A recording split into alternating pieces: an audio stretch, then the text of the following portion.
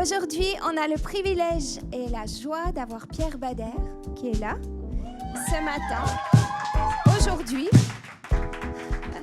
Donc Pierre, c'est vraiment une joie de t'avoir parmi nous. Tu as accepté de venir dans une cave au 2e sous-sol, on est content. Ouais, je suis content. Je suis content de ne pas être claustrophobe. Hein. Oui, c'est ça.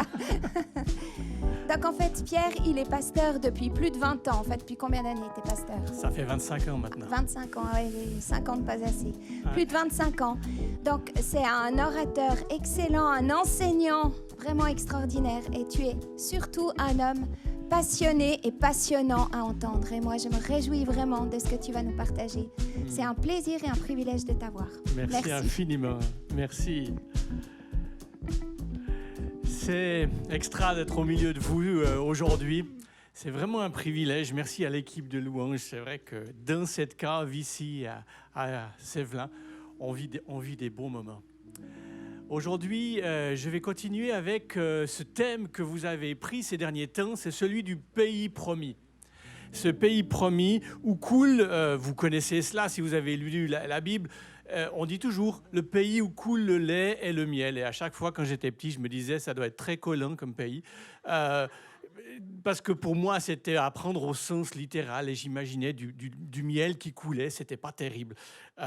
Ce pays où une dizaine d'explorateurs, vous trouverez ça dans Nombre 13, une dizaine d'explorateurs vont aller voir. Et puis, ils vont venir avec des nouvelles un peu contrastées, des bonnes et des mauvaises, comme tout à l'heure, Claire-Lise. La bonne nouvelle, c'est que c'est un pays extraordinaire. La mauvaise nouvelle, c'est que c'est un pays qui est habité par des géants, et c'est vraiment compliqué. En tout cas, ce qui est sûr, c'est que Moïse, quand il envoie ses explorateurs, il a cette bonne idée. Il ne va pas les faire rêver tout seul. Il va les faire rêver à plusieurs. Ils vont explorer un pays promis, mais il ne va pas les envoyer tout seuls. Ce serait trop compliqué, ce serait sûrement impossible. Et aujourd'hui, je suis là aussi au nom d'une mission qui s'appelle Empart. Et dans la mission d'Empart, nous rêvons depuis plus de 20 ans à plusieurs. On rêve de 100 000 églises. Mais au lieu de vous en parler, on va maintenant regarder une petite vidéo sur ce sujet-là.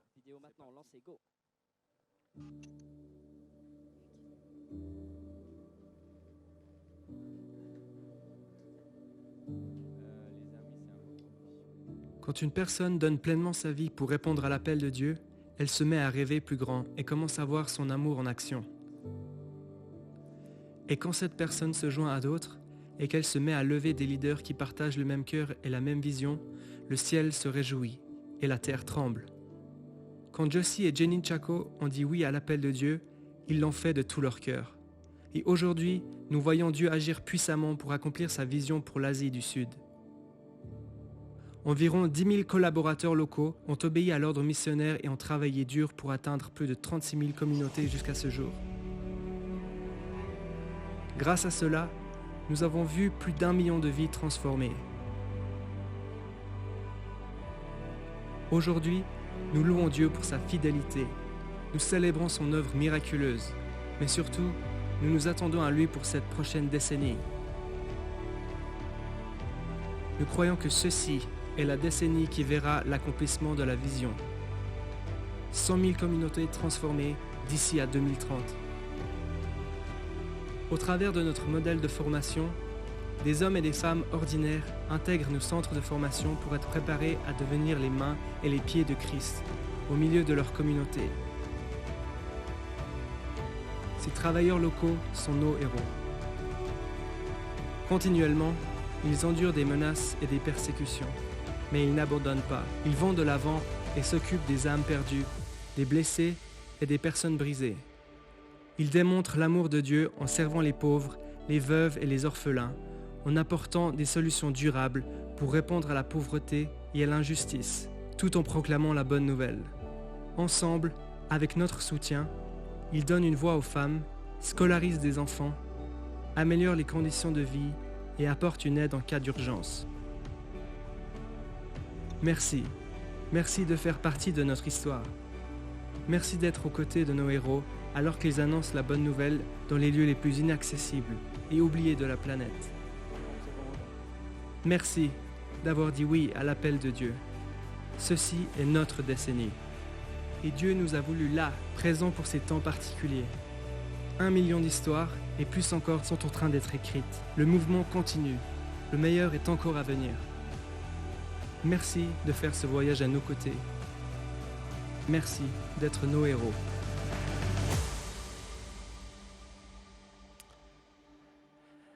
Moi, j'aimerais vous dire une des choses qui me touche dans Impart.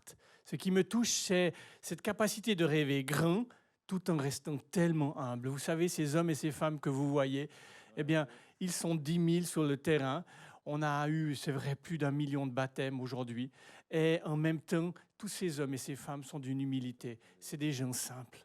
On rêve extraordinairement grand, 100 000 communautés implantées pour pouvoir transformer 100 000 villages. Et en même temps, on sait qu'on est petit, on sait qu'on est humble.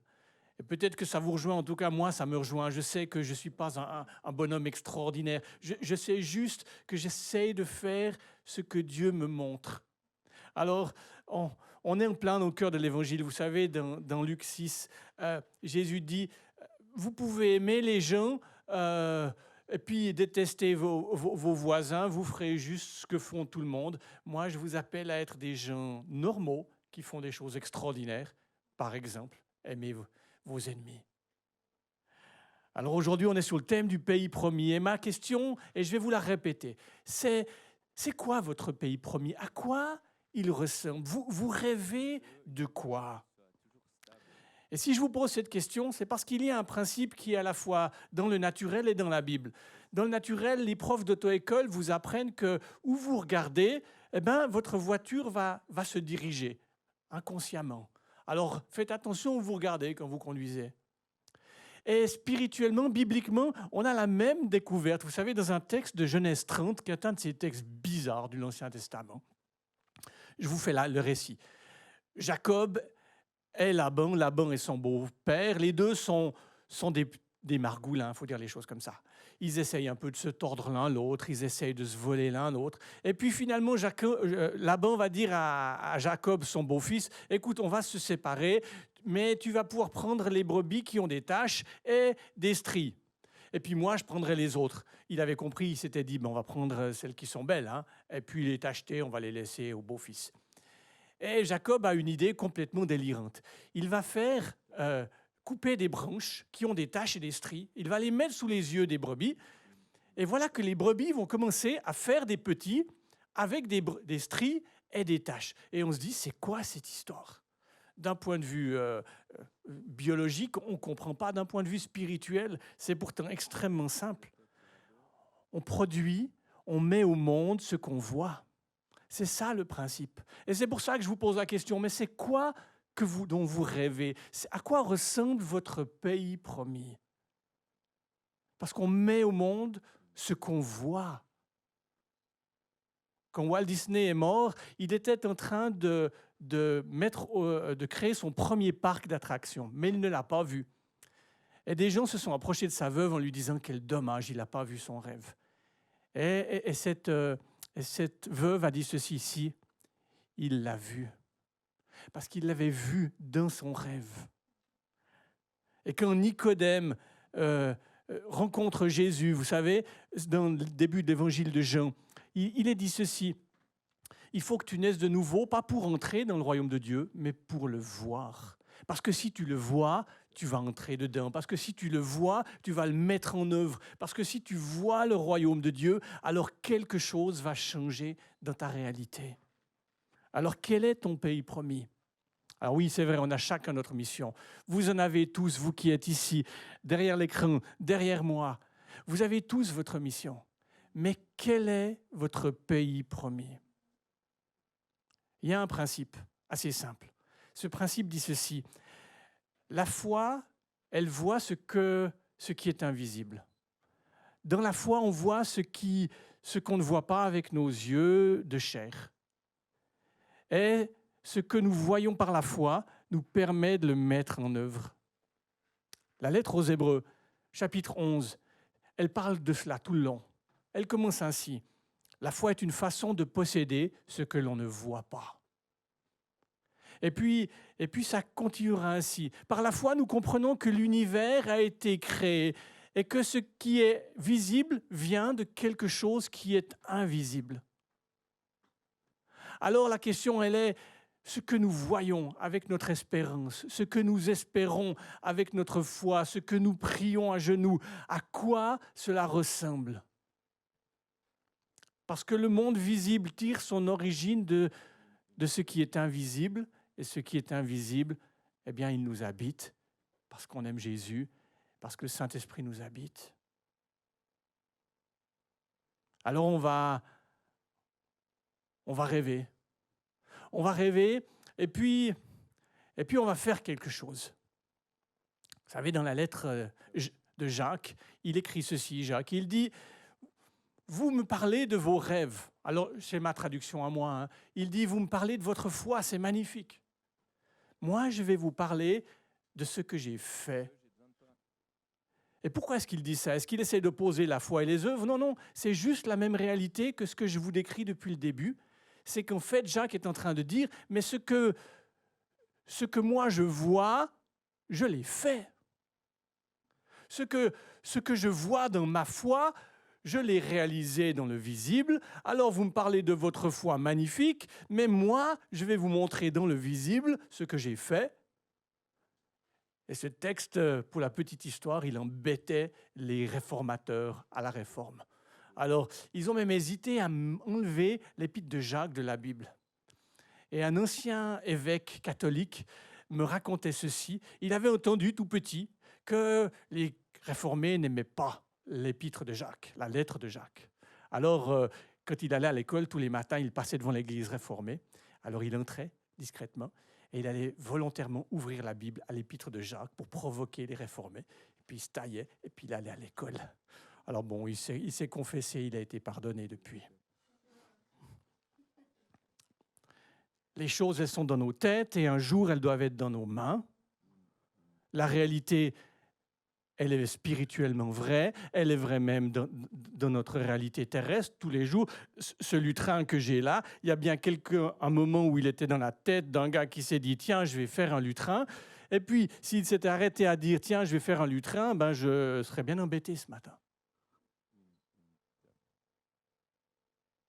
Alors Moïse, dans ses Nombre 13, il va envoyer ces explorateurs dont on a parlé tout à l'heure, et puis ils vont revenir. Mais Moïse va leur demander quelque chose. Il va leur dire, mais amenez-nous une preuve, un avant-goût, quelque chose qu'on puisse goûter, quelque chose qu'on puisse toucher. Ça va être tellement difficile, le pays promis. Vous savez, le pays où coule le lait de miel, on se dit, waouh, on va rêver grand. Non. Dans la réalité, c'est pas comme ça. Dans la réalité, le pays où coulait le lait et le miel, il y avait des géants. Il y avait des géants qui l'habitaient, il a fallu les affronter les uns après les autres. Il y avait des villes fortifiées, il y avait des désunions, il y a eu des trahisons, il y a tout eu. Et voilà qu'ils ont dû affronter tout cela. Alors Moïse a dit à ses explorateurs, ramenez-nous quelque chose. Elles ont ramené, c'est la période des vendanges, on imagine qu'ils ont ramené du raisin. Et puis, ils ont pu goûter. Et ça leur a donné des forces pour continuer d'avancer. Parce qu'il faut souffrir. Parce que pour conquérir ce pays promis, c'est pas si simple que ça. Et parce que plus on rêve, plus ça nous met en tension. On est en tension entre notre rêve et notre réalité. Et plus on rêve grand, et chez Empart, on rêve 100 000 églises implantées. Et honnêtement, ça donne un peu le tournis. Alors on rêve grand et ça nous met en tension, mais cette tension, elle nous met aussi en route. Et on avance.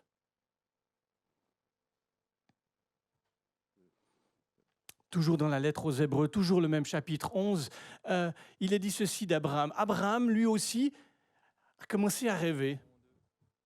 Il a rêvé d'un pays promis, alors il s'est mis en route.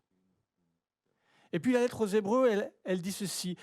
Il a quitté chez lui. En fait, même son père avait fait la moitié du voyage et lui, il a fait l'autre moitié du voyage, nous raconte l'histoire.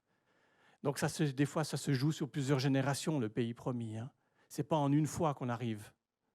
Mais il s'est mis en route, il a quitté ce qu'il connaissait Et puis, il est arrivé dans un pays. Et là, il aurait pu se dire, ça y est, je suis chez moi. J'ai réussi. Et puis, la lettre aux Hébreux nous dit non.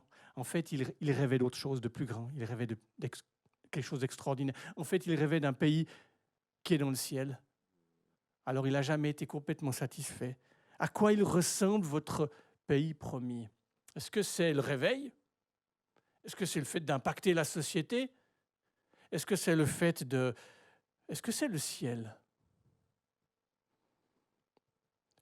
À Empart, on a décrit notre pays promis, c'est 100 000 communautés transformées par 100 000 églises implantées. Et puis, on commence à voir le goût. Et puis plus on avance, et plus c'est difficile. Dans le Nouveau Testament, le pays promis, il porte un nom. Il s'appelle le royaume de Dieu. Vous avez entendu le nom du pays promis? C'est le royaume de Dieu, ce n'est pas mon royaume. Ce n'est pas ma destinée, le pays promis.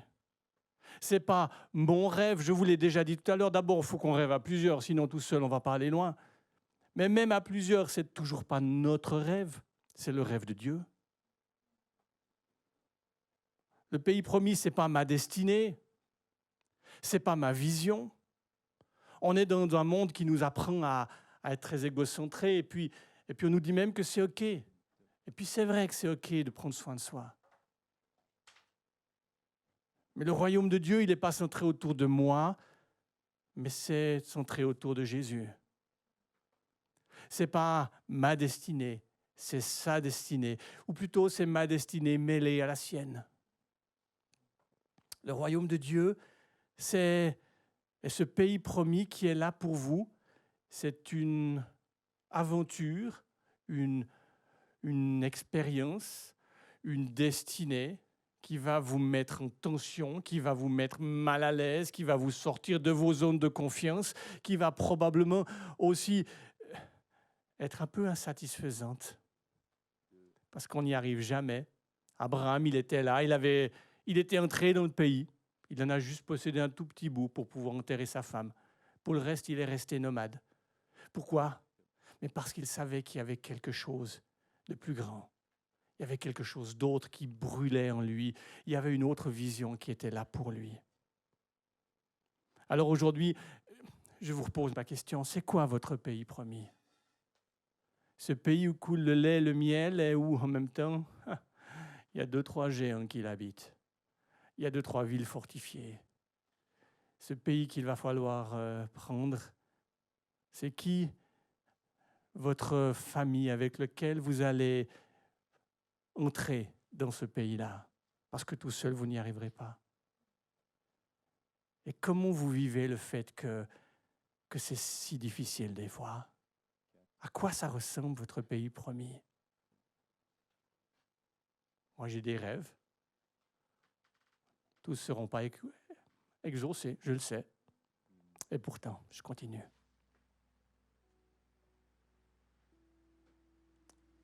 Ce n'est pas votre pays promis, c'est le sien. C'est celui dans lequel il vous invite à rentrer. Je vous invite à la prière.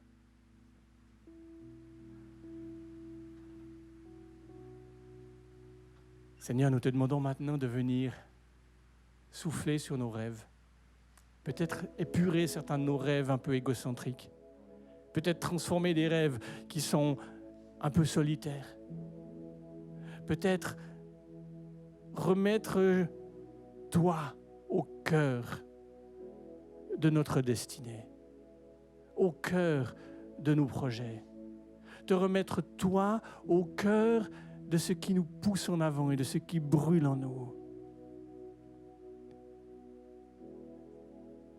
Saint-Esprit, viens visiter, viens épurer, viens transformer avec toute ta gentillesse, ta douceur. Viens transformer nos rêves qui ne sont pas alignés avec ton royaume.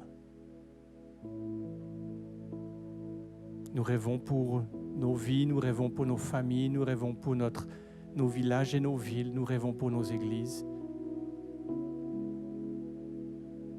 C'est ton royaume, Seigneur. Tu es le roi, pas moi. Et ça, c'est une bonne nouvelle.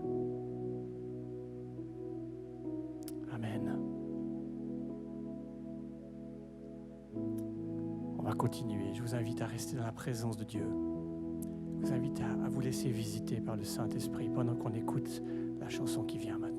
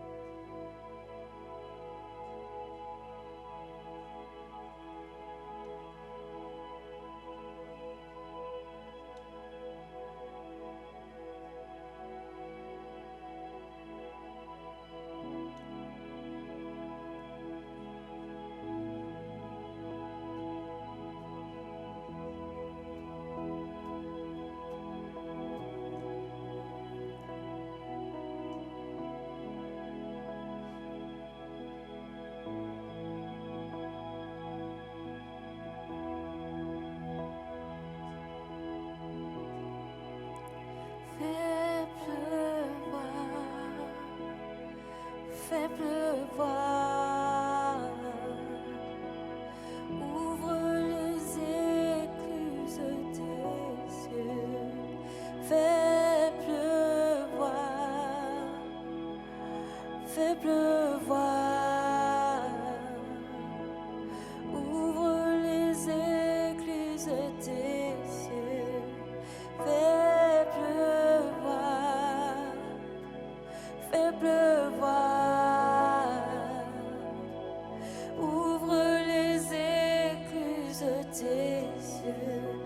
Fais pleuvoir, fais pleuvoir,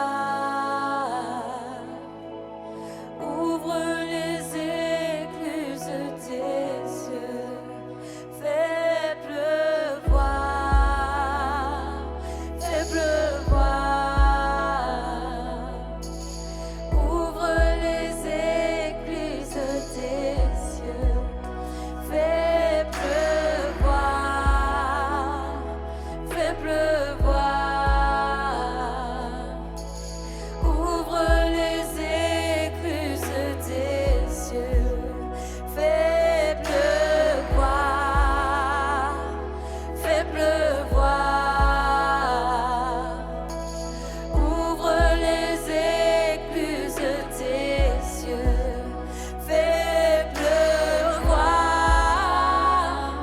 fais pleuvoir, ouvre, fais pleuvoir, ouvre les écluses des cieux. Fais pleuvoir. J'aimerais qu'on puisse simplement rester dans cette présence de Dieu, dans ce temps particulier, ce temps de cœur à cœur que Dieu a pour chacun d'entre nous. C'est un face-à-face. En fait, je vous encourage à oublier les personnes qui sont autour de vous et à simplement vous concentrer sur ce face-à-face avec Dieu, avec ce Dieu extraordinaire et merveilleux qui est là et qui désire te parler. Il y a tellement de choses dans cette célébration où on voit que Dieu veut transformer nos raisonnements, transformer nos manières de voir les choses. Ou en fait, peut-être certaines choses établies dans nos vies, Dieu est en train de les pousser de côté, puis de dire, voilà comment moi je veux que tu vois les choses. Voilà comment moi je veux que tu avances. Voilà ce que moi j'ai pour toi. Et je trouve tellement extraordinaire tout ce que Pierre a partagé par rapport à ce pays promis, cette terre promise. Qui en fait, cette terre promise, elle est dans votre cœur, mais elle vient du ciel. Elle fait partie du royaume de Dieu. Elle fait partie de ce que Dieu a préparé d'avance pour toi, particulièrement pour toi. Et la question, elle est, est-ce que tu es d'accord d'avancer et de marcher? Est-ce que tu es d'accord d'avancer et de marcher malgré les géants, malgré les difficultés qui sont là? Et je crois que Dieu est en train de reformer la terre promise, de reformer ce qu'il avait déposé dans le cœur de plusieurs. Où en fait ça avait été comme aplani, comme volée et dérobée par le diable. Mais Dieu est en train de restaurer, de remettre cette image devant toi. Il y a des nouvelles choses qui sont en train de venir, des choses que tu avais déjà reçues mais qui sont rétablies maintenant. Et cette terre promise qui fait partie du royaume de Dieu, c'est la volonté de Dieu pour toi, pour ta vie. Et on a été encouragés aussi à revêtir cette robe de justice, à savoir qu'on ne peut pas se sauver nous-mêmes, on ne peut pas enlever les tâches qu'on a eues jusqu'à présent, mais que Dieu est là. Et que Jésus, par son sang précieux, il a payé toutes choses pour nous. Et cette robe de justice, on peut l'enfiler, on peut la revêtir. Il n'y a plus d'accusation. Il n'y a plus d'une main forte sur la tête qui t'empêche de te relever. Mais Dieu enlève ça parce que tu es son fils et sa fille. Et on a été encouragés aussi à avancer, à ne pas regarder ce qui est en arrière, à ne pas rester sur les anciennes outres, sur les choses anciennes, mais à rentrer dans les nouvelles outres et les nouvelles choses et pas être retenu par notre passé, lâcher ces boulets qui sont là pour marcher de l'avant, pour entrer dans ce qui est nouveauté de Dieu, entrer dans ces nouvelles choses que Dieu a pour nous.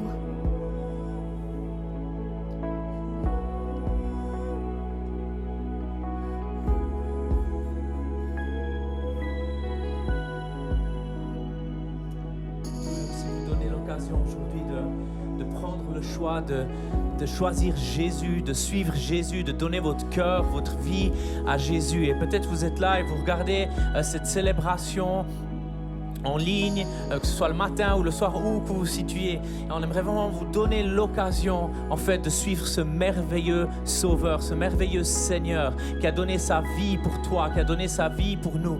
Et en fait, la Bible nous dit, la parole de Dieu nous dit que Dieu veut qu'aucun ne se perde, mais que tous soient sauvés. Le désir du cœur de Dieu, c'est que tous soient sauvés, que tous parviennent à la connaissance du Fils de Dieu, de Jésus-Christ. Et la Bible nous dit aussi que celui qui croit dans son cœur et confesse de sa bouche que Jésus est Seigneur sera sauvé. Et pour ça, il y a une invitation pour toi aujourd'hui. Et c'est de te détourner de ton ancienne vie, de te détourner de ton péché, de venir dans les bras du Père, de recevoir ce pardon du péché. Et j'aimerais pouvoir faire une prière en fait avec vous aujourd'hui. Vous pouvez répéter après moi pour ceux qui aimeraient faire ce pas de suivre Jésus, ce merveilleux Sauveur. Père éternel, je viens devant toi aujourd'hui, tel que je suis. Je reconnais que j'ai besoin de toi. Je te demande pardon pour mes péchés. Je ne veux plus vivre pour moi-même, mais aujourd'hui, je décide de vivre pour toi. Je désire te suivre. Je t'offre ma vie, Seigneur. Je t'offre mon cœur, Seigneur. Donne-moi un nouveau cœur. Offre-moi une nouvelle vie et transforme-moi. Je reconnais que Jésus est ton Fils et qu'il est mort à la croix pour moi. Que non seulement il a pris tous mes péchés, mais qu'il a pris toutes mes maladies, mes malédictions, toute mon oppression. Et qu'aujourd'hui tu me donnes un nouveau départ. Et je change de direction pour vivre pour toi désormais. Dans le nom de Jésus, nous prions. Amen. Amen. Amen. Moi, j'aimerais encourager ceux qui ont senti que cet appel-là, il était pour eux. Ou si vous avez été interpellés par quoi que ce soit dans la célébration, que vous puissiez aussi vous approcher des personnes qui sont autour de vous, dans la watch parties, pouvoir prier les uns pour les autres, demander de l'aide. Ne restez pas seuls. Comme Pierre l'a dit, de quelle manière et avec qui, avec quelle famille tu rentres dans ta terre promise. On a besoin d'une famille. Alors je vous encourage vraiment à vous entourer, à demander de l'aide. Vous pouvez aussi écrire sur le site internet. Il y a des entretiens pastoraux qui sont là à disposition. Donc n'hésitez pas, prenez ce temps. C'est important. C'est maintenant qu'il faut le faire. Voilà, donc on arrive gentiment à la fin, mais en fait pour les gens qui nous regardent, il y a encore de la musique qui va continuer pendant plusieurs minutes et on vous encourage en fait à prier les uns pour les autres, à prendre du temps dans la présence de Dieu, à vous recueillir, à partager ensemble, à passer vraiment des temps forts ensemble dans la prière aussi. Donc il y a la musique qui va gentiment débuter et en fait on se retrouve dans 2 semaines, c'est juste, hein, on se retrouve dans 2 semaines, le 11 octobre et on vous encourage vraiment à inviter vos amis, à inviter vos voisins, à inviter ceux qui connaissent aussi pas encore le Seigneur, qui connaissent pas Jésus, invitez-les dans vos maisons, invite ton dentiste, invite ton chauffeur de bus, peu importe. Je pense que c'est vraiment une superbe occasion, ces Watch Parties, d'inviter du monde et puis de vivre la famille ensemble. C'est aussi des temps où on peut prier les uns pour les autres, on peut partager, où on peut rigoler et en même temps être dans la présence de Dieu. Donc c'est juste génial. Ouais. Magnifique. Alors, on se réjouit de vous retrouver dans 2 semaines, le 11 octobre. Le 11 octobre. On se réjouit de vivre cette célébration avec vous. Soyez bénis et bonne semaine. Excellente semaine à vous tous.